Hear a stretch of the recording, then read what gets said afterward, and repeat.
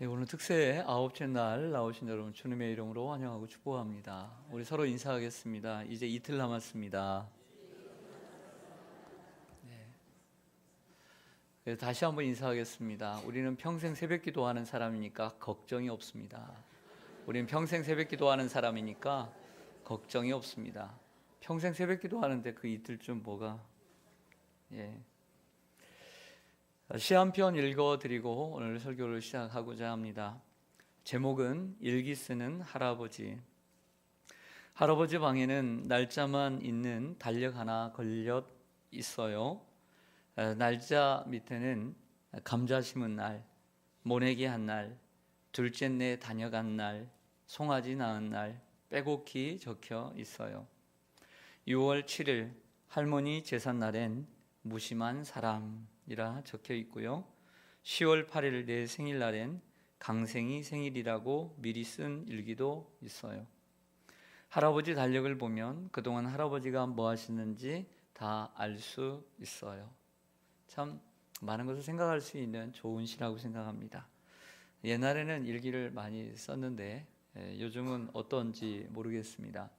시대가 변하면서 분명히 일기장은 많이 사라지고 일기도 사라졌지만 나름대로 특별한 삶의 기록을 남기는 수첩들은 있다고 생각합니다. 휴대폰 속에 또 매일 또 기록하고 싶은 내용들, 또 아이폰 혹은 노트북 혹은 컴퓨터 속에 자신만의 글, 그리고 나름대로 우리 믿는 사람들은 기도의 제목들을 또 적고 있다고 생각을 합니다. 오늘 시편 56편 8절 말씀을 보면 하나님도 우리들을 위한 특별한 수첩을 가지고 계시다고 말씀을 하고 있습니다. 그곳에는 우리들의 삶과 또 신앙의 행적들을 기록해 주고 계시고요. 그리고 우리들을 향한 위안 그리고 기도의 제목들을 빼곡히 적고 있는 것을 보게 됩니다. 그 하나님의 특별한 수첩은 바로 주님의 병과 주님의 책입니다. 8절 보겠습니다. 나의 유리함을 주께서 계수하셨사오니 나의 눈물을 주의 병에 담으소서.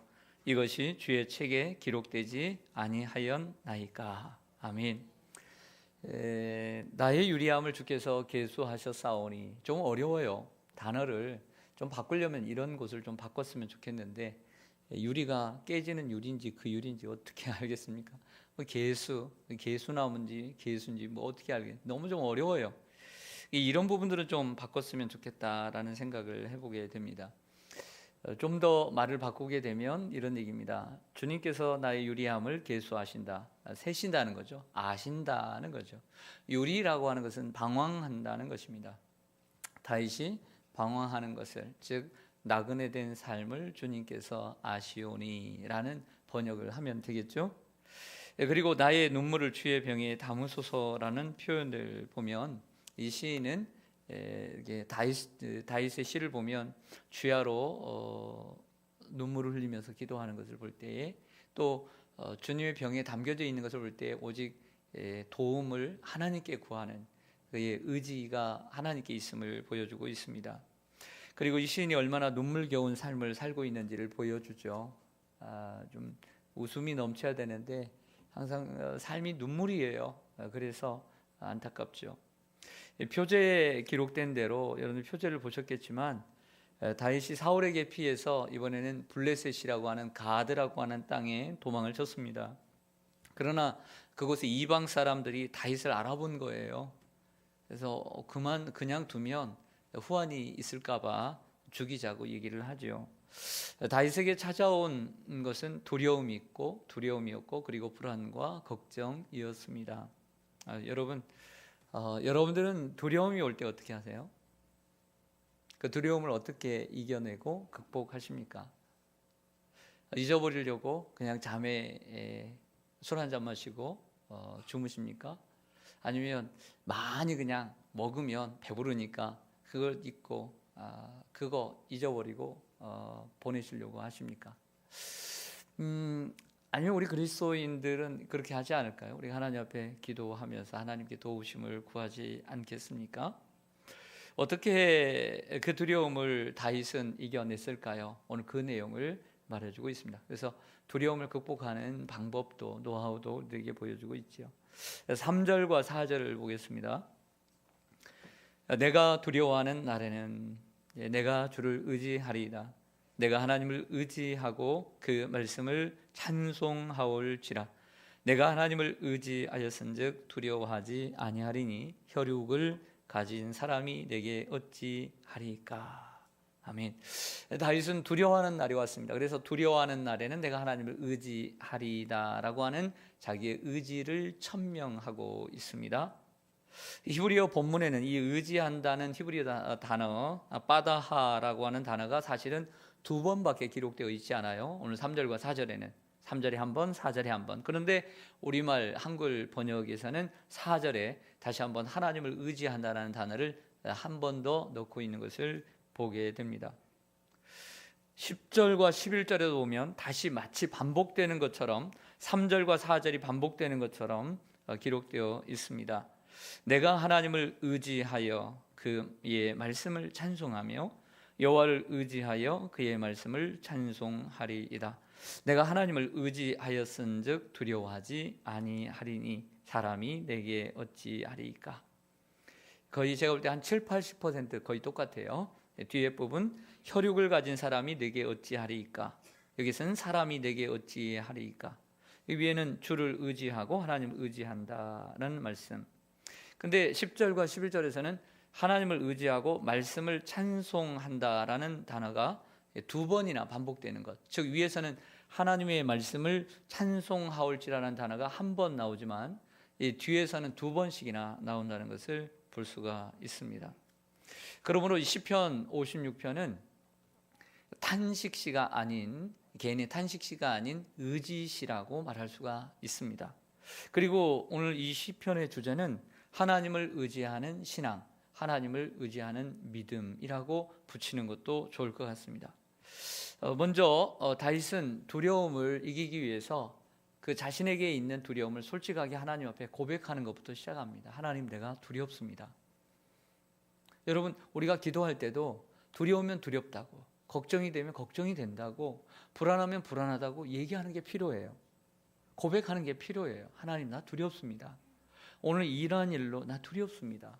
솔직하게 고백하는 게 필요해요. 그러나 거기서 끝나는 것이 아니라 하나님 앞에 솔직하게 두려움을, 불안을, 걱정을 고백하고 하나님을 의지해야 돼요. 하나님 의지해야 합니다. 그러면 하나님께서 우리에게 하나님을 의지하면 두려움이 없으리니 라고 말하죠. 제가 참 좋아하는 성경 구절 가운데 하나가 있는데 여러분들도 좋아하시는 구절이라고 생각을 합니다. 똑같은 그 이사야라고 하는 책, 그 다음 책에 보면 이사야 12장 2절에 이렇게 있습니다. 희네, 보라. 희네, 히브리어로 보라 하는 뜻입니다. 보라, 하나님은 나의 구원이시라. 내가 신뢰하고 두려움이 없으리니. 내가 하나님을 신뢰하면 두려움이 없으리니. 이렇게 고백을 합니다. 보라, 하나님은 나의 구원이시라. 내가 신뢰하고 두려움이 없으리니. 따라서 하겠습니다. 보라, 하나님은 나의 구원이심이라. 내가 신뢰하고 두려움이 없으리니. 주 여호와는 나의 힘이시며 나의 노래시며 나의 반석이심이로다. 그렇습니다. 보라, 하나님은 나의 구원이시라. 내가 신뢰하고 두려움이 없으니 주 여호와는 나의 노래시며 나의 힘이시며 나의 노래시며 나의 구원이십니다. 하나님을 신뢰하면 두려움이 사라지는 줄로 믿습니다. 내가 신뢰하고 두려움이 없으리니. 하나님을 신뢰할 때, 즉 내 삶의 불안 요소, 내가 지금 걱정하는 것, 그 문제보다 크신 하나님, 그 하나님을 시선을 두고 하나님을 의뢰하고 신뢰하니까 이거 작거든요. 이게 작으니까 이 문제보다, 이 불안보다, 이 두려움보다 크신 하나님, 그 하나님을 바라보니까 두려움이 사라지는 것이죠. 사실 우리가 두렵다라고 하는 것은 우리가 뭐 물질도 그래요. 사실 1,000만 원 문제가 생기고 1억이 문제가, 내가 해결할 수 있는 능력이 1,000만 원 문제가 생겼는데 1억이 있다. 걱정이 돼야 안 돼요? 안 돼요. 내가 1억 문제가 생겼는데 10억을 가지고 있다. 문제가 걱정이 돼야 안 돼요? 문제는 내가 가지고 있는 문제보다 큰 걸 발견하지 못하기 때문이에요.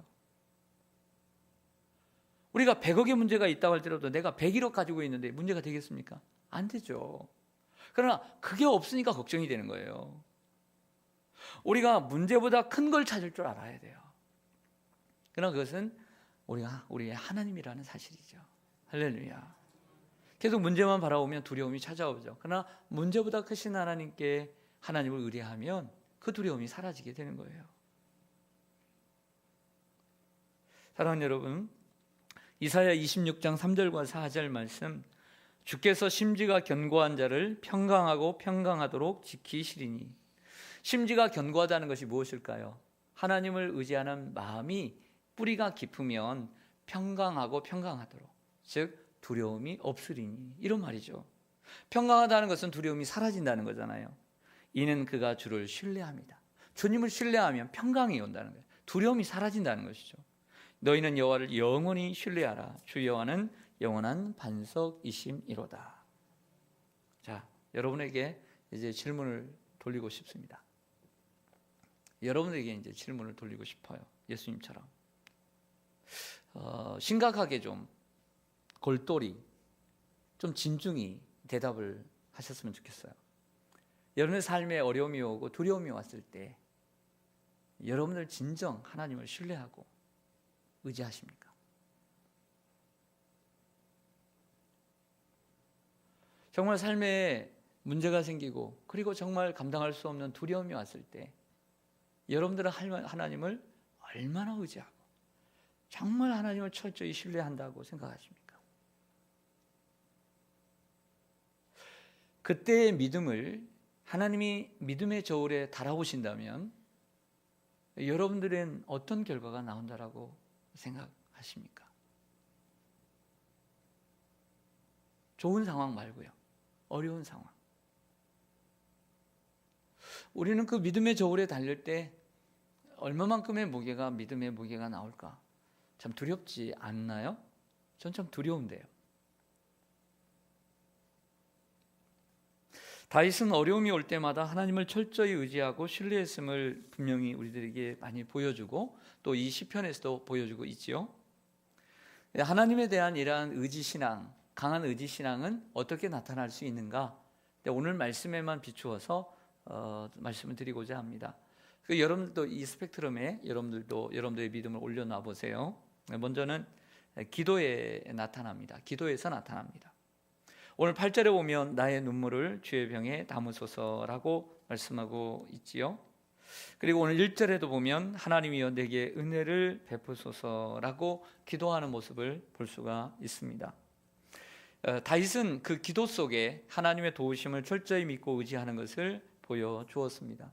여러분, 이 성경에 믿음의 사람들을 한번 우리가 대충 생각을 해봐도 항상 믿음의 사람들, 모세나 다윗이나 다니엘 같은 경우를 보면 어려움이 오면 하나님 앞에 기도하는 것을 보게 되죠.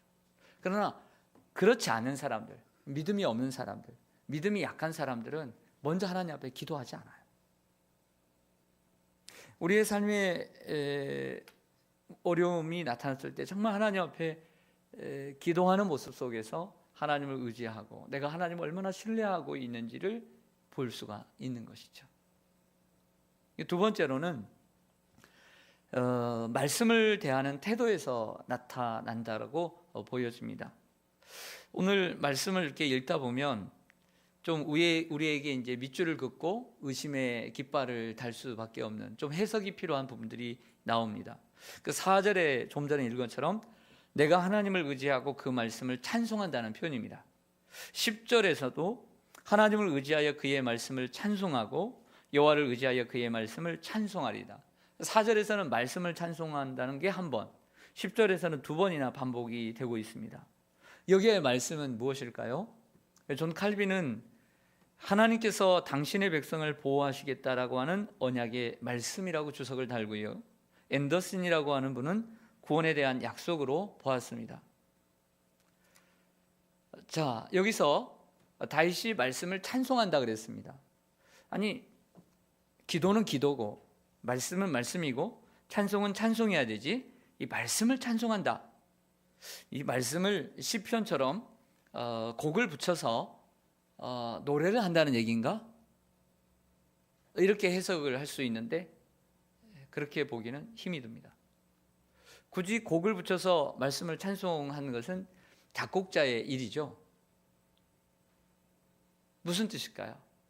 그것은 바로 내 삶의 두려움이 올 때 하나님을 의지할 수 있도록 붙들어 준 것은 말씀이라는 거예요. 그래서 말씀을 찬송한다는 말은 그 말씀에 감사한다는 표현으로 해석을 해야 돼요. 말씀에 감사하는 거죠. 왜냐하면 하나님을 의지할 수 있는 믿음은 말씀에서 왔기 때문입니다. 로마서 10장 17절 말처럼 믿음은 들음에서 나고 들음은 곧 예수 그리스도의 말씀으로 말미암기 때문이죠. 그리고 그 말씀, 믿음을 준 그 말씀 속에 말씀하시는 하나님을 신뢰할 수 있도록 그 말씀이 나에게 가르쳐 주었기 때문입니다. 그러면서 그 말씀을 찬송할 수밖에 없고 그 말씀에 감사할 수밖에 없는 것이죠. 어려운 일이 왔을 때 하나님을 의지하고 신뢰할 수 있도록 나를 붙들어 준 것은 말씀이기 때문이죠. 그 말씀이 있었기 때문에 하나님을 의지하니까 나에게 믿음을 준 그 말씀, 그리고 그 말씀 속에 말씀하시는 그 하나님, 결국에 그 하나님을 찬송한다는 것입니다. 할렐루야. 우리가 교회 안에서는 말씀도 있고 찬송도 있고 기도도 있습니다. 지금 우리처럼 말이죠. 근데 문제는 어려움을 당했을 때 그 말씀이 어디에 있느냐는 것이죠. 그처럼 한국 성도들은 말씀을 수없이 듣습니다. 머리는 크고 귀는 큽니다. 그래서 잘 들을 수 있고 판단도 잘합니다. 왜? 많이 들었으니까. 그런데 실상 우리의 삶의 어려운 문제 앞에 그 말씀은 어디에, 그 말씀의 현주소가 어디냐는 것이죠. 그 어려울 때의 말씀이 내 마음속에, 내 입속에 있으면 좋은데 교회에 두고 다닐 수도 있죠. 근데 교회에 나올 때 말씀 두고 나오니까, 그리고 교회에 들고 다니는 가방 속에 두고 다닐 수도 있습니다.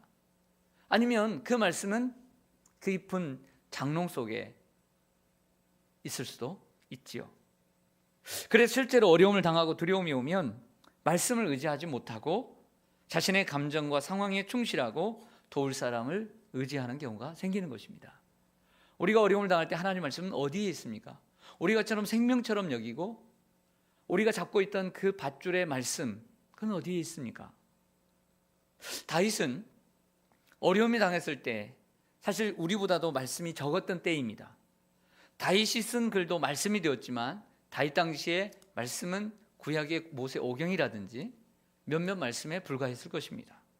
그러나 그는 말씀을 붙들고 어려움을 이겼던 것이죠. 말씀을 읽고 말씀을 암송하고 배웠던 말씀, 그래서 내 마음속에 심겨뒀던 그 말씀 의지해서 그 속에서 하나님을 신뢰하는 믿음을 갖게 된 것이죠. 말씀으로 승리했던 것입니다. 그 말씀이 우리에게 있느냐는 질문을 던질 필요가 있습니다. 세 번째로는 하나님에 대한 강한 의지 신앙은 말과 행동에서 나타난다고 볼 수 있습니다. 하나님을 굳게 믿고 사는 인생인지 아닌지는 어려움을 당할 때 그 입에서 나오는 말과 그가 행하는 행동에서 나올 수 있죠. 우리가 잘 아는 민수기 14장에 나오는 12명의 정탐꾼 이야기를 잘 알고 있습니다. 똑같은 것을 보고 왔습니다. 그러나 10명의 정탐꾼들은 전에 모세에게 또 자기 시신들에게 말씀하신 그 하나님의 말씀보다는 자신의 감정과 상황에 의지했습니다. 그리고 그 상황을 결국에는 상황에 충실했고 그리고 그 감정에 충실해서 보고를 했던 것이죠. 그러나 여호수아와 갈렙은 하나님의 말씀에 의지하여 말하고 행동하는 것을 보게 됩니다. 하나님은 어떻게 판단하십니까? 그 말과 행동을 보고 판단하시는 것이죠. 하나님께서 우리를 판단하십니다. 뭘 보고? 말과 행동을 보고 판단하시는 것이죠. 어느 때? 중요한 때. 백성들의 모습 속에도 안타까운 모습을 우리는 발견하지 않을 수 없습니다. 10명의 정탐꾼들과 다를 바 없는 그 백성들의 말과 행동을 보게 됩니다. 남에게 이야기를 듣고 그 들은 것만을 보고 반응하는 모습 속에도 하나님의 말씀을 의지하는 신앙인지 상황에 충실한 신앙인지 판가름할 수 있는 것입니다. 오늘은 우리가 그 다윗이 블레셋 가드에 가서 정말 미친 연극도 하고 그래서 살아나기도 하지만 그곳에서 하나님을 의지하는 신앙을 우리에게 보여주고 있습니다. 우리가 여러분 삶을 살다 보면 두려움 또 불안 여러 가지 어려움을 우리가 만나게 되는데 그때에도 하나님을 강하게 의지하는 신앙인이 되기를 소망합니다. 그리고 그런 신앙 달라고 기도했으면 좋겠고요. 또 두려운 상황, 어려운 상황이 닥칠 때 다윗처럼 솔직하게 그것을 고백하지만 하나님을 의지하는 믿음을 좀 달라고 기도했으면 좋겠고요. 그리고 그 말씀, 정말 두고 다니는 말씀 되지 않고 교회 두고 다니는, 가방 속에 두고 다니는 그런 말씀 말고 정말 삶 속에서 그 말씀이 살아 역사하기를 원합니다. 그리고 더 나아가서 그 어려울 때에 다윗처럼 내가 하나님을 의지하고 두려워하지 아니하리이다. 그것처럼 우리가 말과 행동으로 믿음의 사람이 되었으면 합니다. 할렐루야. 그게 정말 두려움 속에서도 불안 속에서도 하나님을 의지하는 신앙이 아니겠습니까? 이러한 여러분들 되시기를 주님의 이름으로 간절히 축복합니다. 아멘. 기도하겠습니다.